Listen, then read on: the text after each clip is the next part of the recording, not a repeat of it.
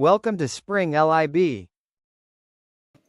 Okay, we're looking at question 28.68, where we have this weirdly bent wire that's essentially, it's a third of a semicircle that's bent around, and we have two different, there's an inner radius here, which I've labeled R1, that's 20 centimeters, which I've converted to meters, 0.2 meters.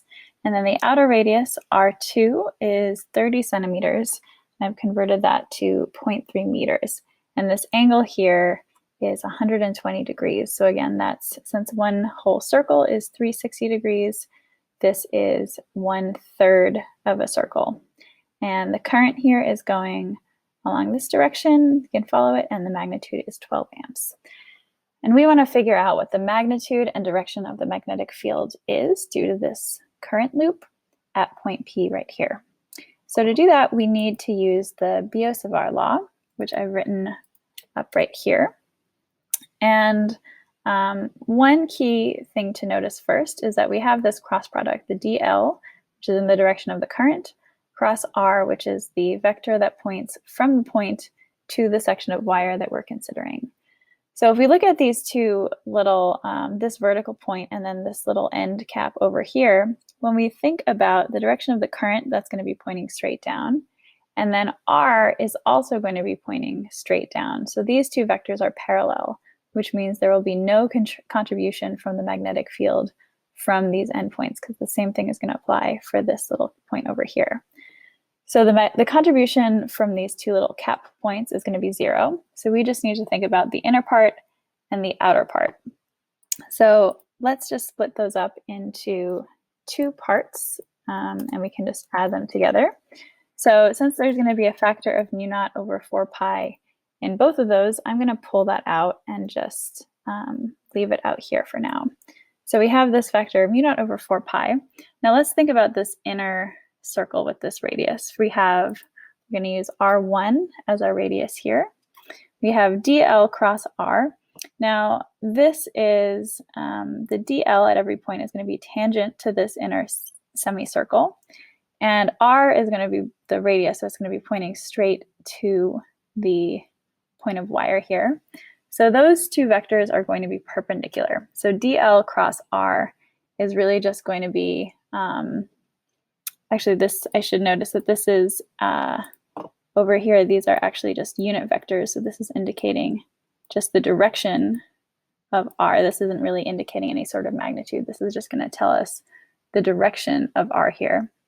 And since the direction of r is perpendicular to dl, this dl cross r is just going to turn into regular dl, because dl cross r hat will just be dl times r hat times sine of theta. The magnitude of r hat is just 1, and sine of theta, when both vectors are perpendicular, will be equal to 1, because if theta is 90, sine of theta is 1. So we're going to have this contribution from the first part, this inner wire, and then we're going to have the same thing from the second wire, except now this I, the current is now going in the other direction. So I'm going to turn this to a minus sign, because the current is now going in a different direction. So now at this point, we're going to need to integrate this equation. So let's think about what here is a constant and what is what needs to be integrated over. So mu0 and 4 pi, these are constants. I is just the magnitude of the current, so that's also a constant. R1 and R2 are also just constants. We know those aren't changing. So the only thing that we have to integrate over here in each of these cases is this dl. So I'm going to just pull that out so it's clear that that's what we're integrating over. I'll write this in 1 second. So we want to be integrating over this dl because everything else is a constant. So let's think about when we integrate over this dl, the integral here is really just going to be the length of each piece of wire. So the length of this inner piece of wire here, like I said, this is just 1/3 of this entire circle. So the circumference of the entire circle would be 2 pi times r1 when we're thinking about this inner circle. I'm just going to write this a little bit separately here. So the total circumference would be 2 times pi times r1, and then the circumference of the outer circle would be the same thing times r2. But we have only a third of this, so the total circumference is really just going to be this divided by 3. So this is going to be the value of our dl here, and it's going to be the same just with r2 substituted in for r3 down here. So for r1 down here. So I'm just going to plug this in because these are all going to be up in the numerator up here. And then this 3 is going to be down in the denominator right here. So hopefully this isn't too confusing. But this is the value, this 2 pi r1 divided by 3, that's the value of this integral here. And it's going to be the exact same thing over here, except we have r2 instead of r1, because the integral of this is going to be 2 pi times r2 divided by 3, because it's only a third of this big circle. So now all we have to do is plug all of this in. So when we do this, we're going to get, let's see, well, first, before we actually start plugging things in, let's see if we can simplify anything. So we have a factor of pi here. This is in the numerator. This is in the denominator. So let's cancel out those factors of pi to make it easy. Let's get rid of these.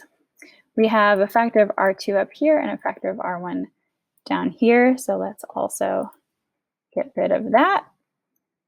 There's a factor of r2 and then 2 factors down here, so we can cancel one of those factors out.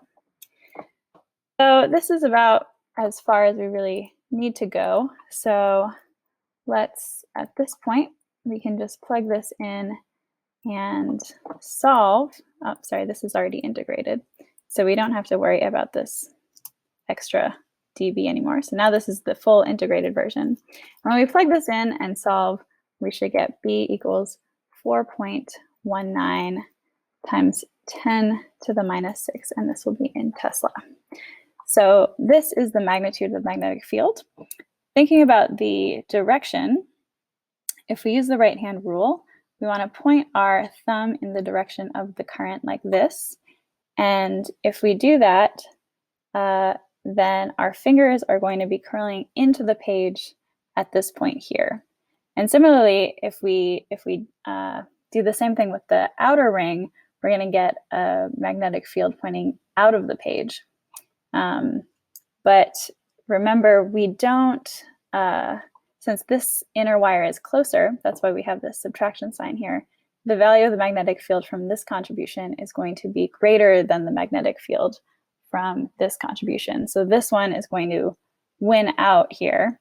So since this gives us a field that's into the page, this one is going to, the net magnetic field will be into the page.